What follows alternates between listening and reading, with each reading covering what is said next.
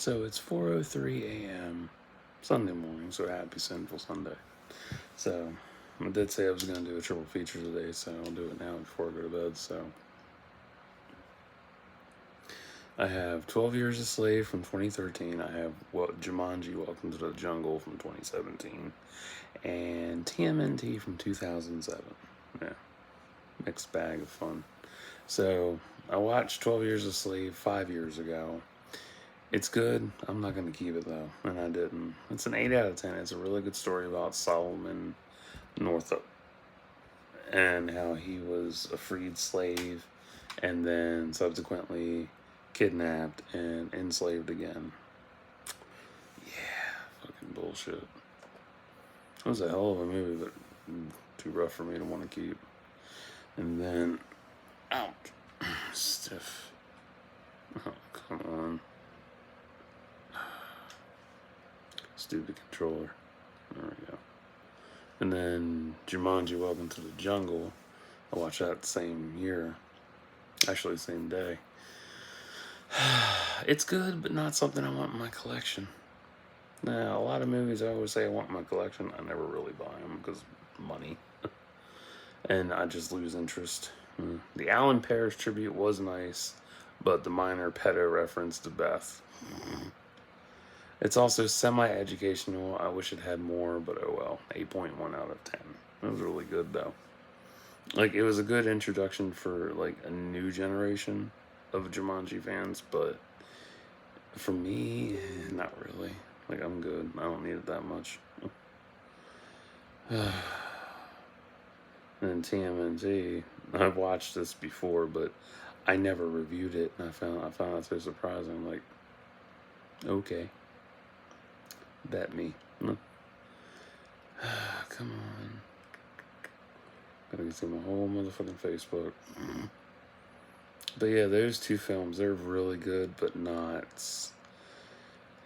what I need for my collection, honestly. Like, they're good in their own rights, but to be honest, they're just meh.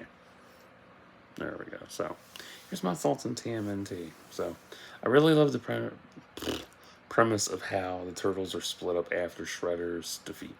Yeah, that's really good. This would have been fun in D-Box, especially with Mikey skateboarding and the fight scenes. Film's an easy 11 out of 10 underrated gem from in the back then and in the Turtles franchise. Close that too. Oh, there you go. The designs are amazing and refreshing compared to the original layouts, even though they call back to the original layouts. Plus, this is more gritty versus the campy fun of its original predecessor. But then the original predecessor was gritty, but I'm thinking of 87 because I grew up with that.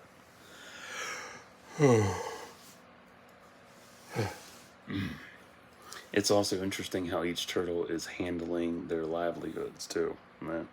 Mikey's doing kids' parties, Donnie's an IT tech, Raph is the night watcher, and Leo's was sent on a mission.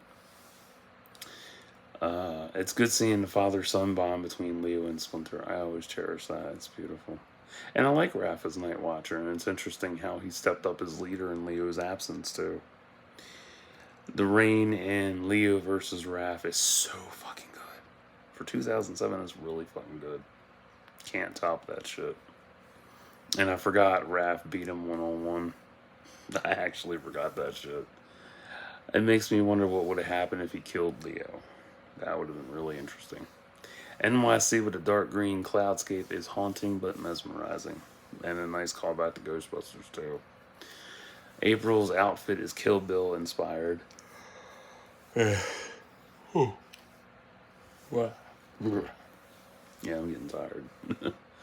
The Foot Clan versus the Turtles, Splinter, April, and Casey in front of Winter's Tower is cool with POD playing. Is dope. I love that song. Lights Out. Beautiful remix. Winter's Stone Brethren have the best obsidian weapons. I love those. I still wish Karai had more in this movie. That was one thing I took away from this the first time I watched. I was like, why didn't she have more time? Like, she's so good. I'm like, oh well. And the wall of trophies. So beautiful. And I love the cast too. I was pretty surprised Chris Evans played Casey Jones. I didn't even recognize his voice. I think Lawrence Fishburne narrating was an excellent choice too. I wish all the Turtles films had narrators, but oh well. And I didn't realize that Mako voiced Splinter. I barely recognized him because I'm so used to Uncle Iroh. But this was the screenplay for this was in 2005, and I'm guessing filming started up right after that, and then in 2006 as well. So that was shortly after he passed away, yeah, from throat cancer. Bummer. I really do. I really does feel like CBMs peaked in 2000s. They really did. A lot of them peaked in the 90s too, but 2000s for sure. Not just in terms of story, but delivery too. You had live action and animated being released left and right. Plus, everybody had a shot at popularity. Like, if you look at 2000s, you had Dark Horse, you had IDW, you had DC, you had Marvel, you had Image, you had, I think what else? I think Dynamite too. And maybe, I want to say Wildstorm. I'm not entirely sure though. But all the comic companies had a shot back in the 2000s. Even Top Cow. Yeah, Top Cow did.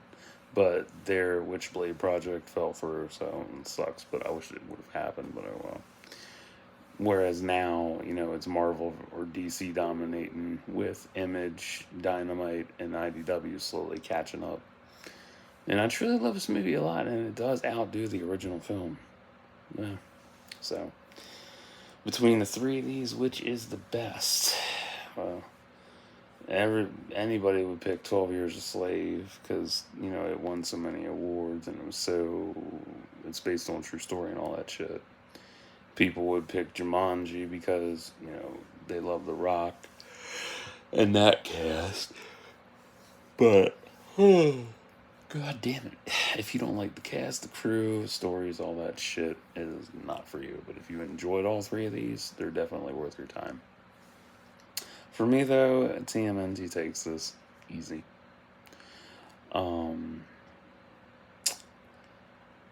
Yeah, but that's what I got. That's how I feel. And that's just Facebook notifications popping up. So, that's what I got. But if you don't like slavery, you don't like remakes, reboots, you don't like any of that jazz, it's not for you. Just saying. So, I'm gonna get off here, upload this, and I'm gonna go to bed.